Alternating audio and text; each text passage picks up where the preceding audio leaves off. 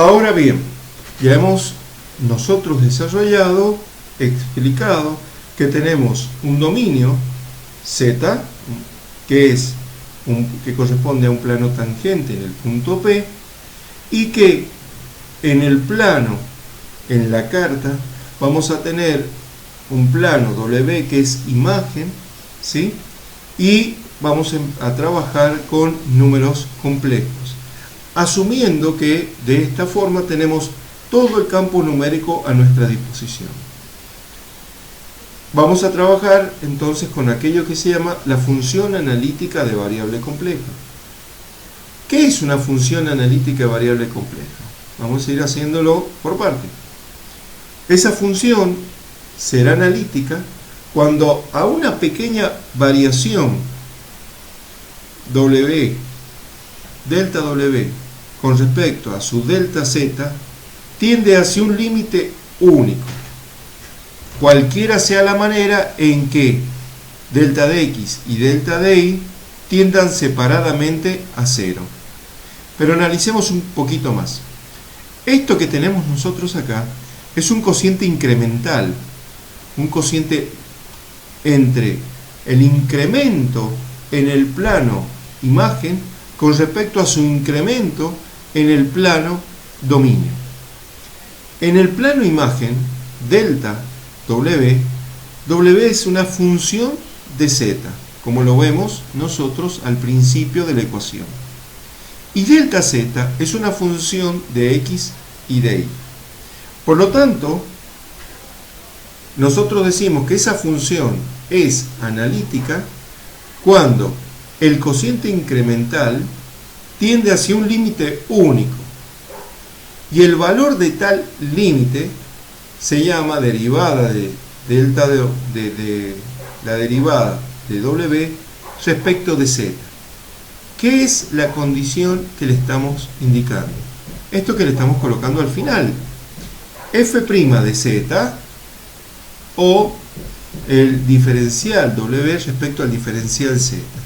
Lo que le estamos indicando a la función, mire, no solamente quiero que tiendan a un límite, fíjense, que existe el límite, ya lo hemos visto anteriormente, sino que además lo que quiero es que ese límite lo pueda calcular a través de los incrementos diferenciales o del cociente de los incrementos diferenciales.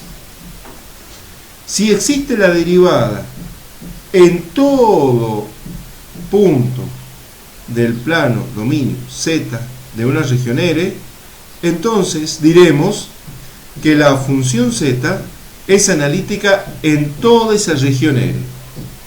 Y entonces nos referimos a esta función como una función analítica. Entonces tenemos la condición necesaria.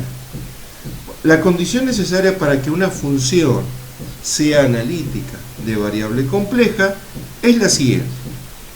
Analicemos un poquito. Miren, W la hemos definido como f de z, que es lo que tenemos acá en la diapositiva, igual a una u, función de xy, más i por b, función de xy. Luego, si esta función es analítica, es que esta región, en esta región R, tanto u y b deben satisfacer las ecuaciones de Cauchy-Riemann. ¿De dónde venían estas ecuaciones? Ya lo hemos visto nosotros anteriormente. Venían en la unidad 3, perdón, en la unidad 2, al final, decíamos, es una condición para que las funciones de proyección tengan solución, cuando teníamos las derivadas parciales de cada una de estas funciones. Entonces, para que existiera solución, el determinante para calcular las soluciones era necesario que nosotros en este punto tuviera solución, que es esto, ecuaciones que tenemos acá.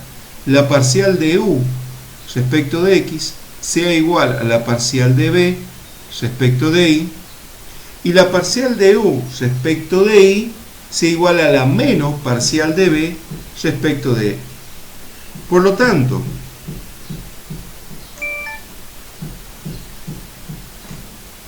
En la condición suficiente, si las derivadas parciales